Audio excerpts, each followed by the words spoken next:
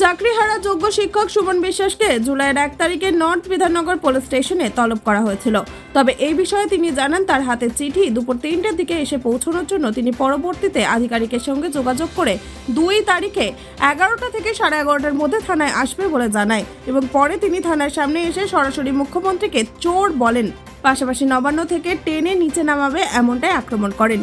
মুখ্যমন্ত্রী শ্রীমতী মমতা বন্দ্যোপাধ্যায় পুলিশকে দিয়ে একটা মিথ্যা স্টেটমেন্ট লিখে গত 15ই মে বিকাশ ভবনের যে ঘটনা, সেই ঘটনাকে কেন্দ্র করে আমাকে নাকি 13/6/2025 ডেকেছে। মিথ্যা কথা, পুলিশ দেখাতে পারবে না। এখন যখন রাজ্য সরকার যোগ্যদের তালিকা আজও দিচ্ছে না, যখন আমরা 16ই জুন বিধানসভা অভিযান করেছি, বিধানসভায় গেছি, স্পিকার মহোদয়ের সাথে কথা বলছি, নবান্নে চিঠি দিচ্ছি, কুচবিহার চলো ডেকেছি, বাঁকুড়া চলো ডেকেছি, মানুষের কাছে চোর মুখ্যমন্ত্রী চাকরি চোর মমতা বন্দ্যোপাধ্যায়ের এই দুর্নীতির কাহিনী তুলে ধরছি। যখন ও খালা, ও ফুফু, ও আমার চাচা, ও আমার আম্মা যখন বলছি, তখন চাকরি চোর মমতা বন্দ্যোপাধ্যায়, চাকরি চোর পুলিশ মন্ত্রী এই পুলিশকে দিয়ে মিথ্যে একটা চিঠি লিখিয়ে গতকাল 3টের সময় আমার বাড়িতে চিঠি পাঠিয়ে বলে গতকালই আমাকে 1 তারিখ 1/7/2025 যাতে আমি বিধাননগর থানায় দেখা করি।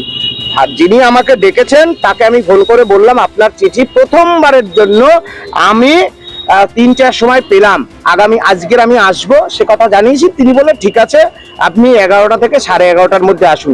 এর দ্বারা সহজেই অনুমান করা যায় চাকরি চোর মমতা বন্দ্যোপাধ্যায় যোগ্যদের তালিকা না দিতে পেরে আমাকে জেলে ঢুকানোর একটা ষড়যন্ত্র করছে, যাতে এই আন্দোলন থেমে যায়। ঘরে ঘরে সুমন বিশ্বাসরা, ঘরে ঘরে চাকরিহারাদের যোগ্য চাকরি ফিরে পাওয়ার আন্দোলন তৈরি হবে। মমতা ব্যানার্জি আটকাতে পারবে না। তাকে বলুন, চাকরি চোর মমতা বন্দ্যোপাধ্যায় যদি চোর না হন, সত্যের মুখোমুখি দাঁড়িয়ে যোগ্যদের তালিকা দিন, নইলে এই দুর্নীতির গলায় পা দিয়ে আমরা যোগ্য তালিকা বার করে ছাড়বো।